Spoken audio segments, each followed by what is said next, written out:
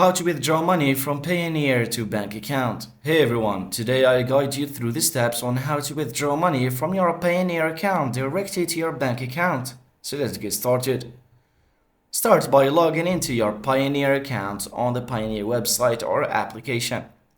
Now navigate to withdraw, so once logged in, go to the withdraw tab and select to bank account. Choose the currency and the bank account you'd like to withdraw to. Then, enter the amount you want to transfer. Be sure to review any transaction fees and the current exchange rate.